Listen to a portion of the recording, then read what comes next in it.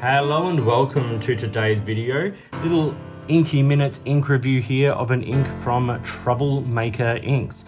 This is a brand based in the Philippines and they make a really great fun range of ink colors. And today we are looking at Basicila Red.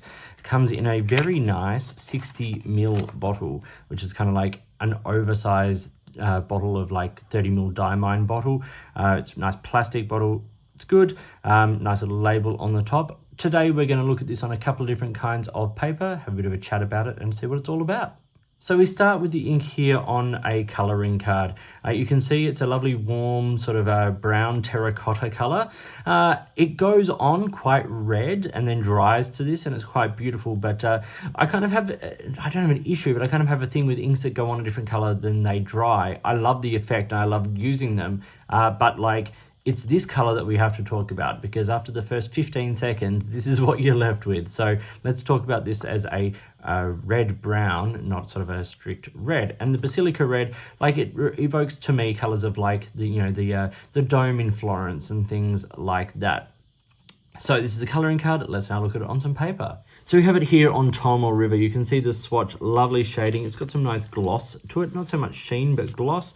It's a fairly wet ink. I've got it in my that Pembroke EL1. Now it doesn't necessarily match, but I wanted it in this particular nib, which is a Yovo double broad nib that I've ground to like sort of a fairly sort of simple, sort of medium architect, if you will.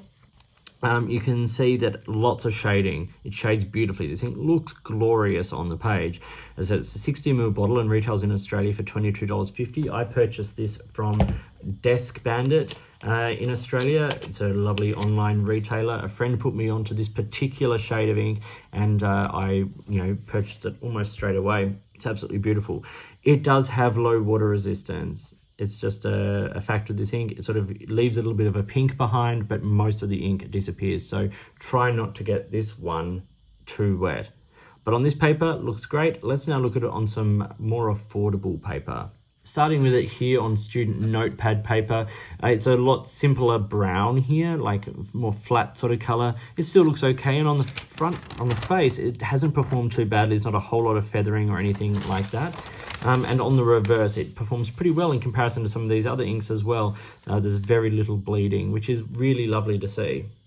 And that same performance is basically echoed here on the office copy paper. More flat color, more sort of, I would say to me, that's a slightly duller brown, but the reverse performs pretty well. These inks are really high quality. They perform well and they have a nice sort of look on the page. Here it is on Rhodia. So you can see more shading here and the shading looks beautiful. You also see it in that little swatch. And then you see, of course, the lack of water resistance. It's not the most saturated ink. It is quite saturated, but it's not the most saturated. So we're sort of moving around, but we are losing a good amount of the detail there.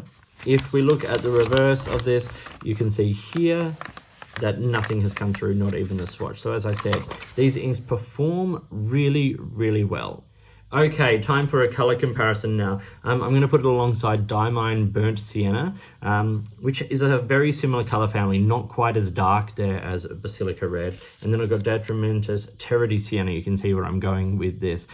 This is more red. So you've got something that's more orangey brown, something that's more red brown, and then something that's sort of a more sort of nice terracotta, dark terracotta brown. But as I said, it goes on redder and dries to this, and I think it's absolutely beautiful.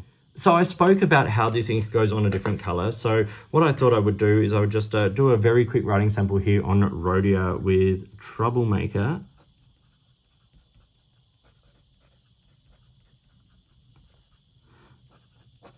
Basicila Red. And as I've written that, you can see it going from a red to a brown. As it dries, it sort of dries to that brown and it's really lovely.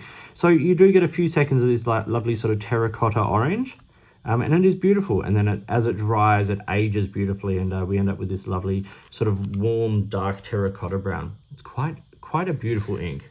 So that was Troublemaker Basicila Red. It's a really lovely ink from a brand that I've tried a few of and have always really enjoyed. So yes, if you're not familiar with the brand, check them out, find a local retailer. They're generally pretty affordable. As I said, 60 mils for $22.50. Not a bad deal. Beautiful color ink, lovely performance, all of that kind of stuff. So I hope you found this Inky Minutes video about Troublemaker Basicila Red to be interesting and useful. Please like and subscribe, hit the notifications button, all that kind of stuff. If you've got products you think I should be looking at, or if there is a way you'd like to support the channel, I would really love to hear from you. In the meantime, enjoy your inks, enjoy writing, and I'll talk to you soon.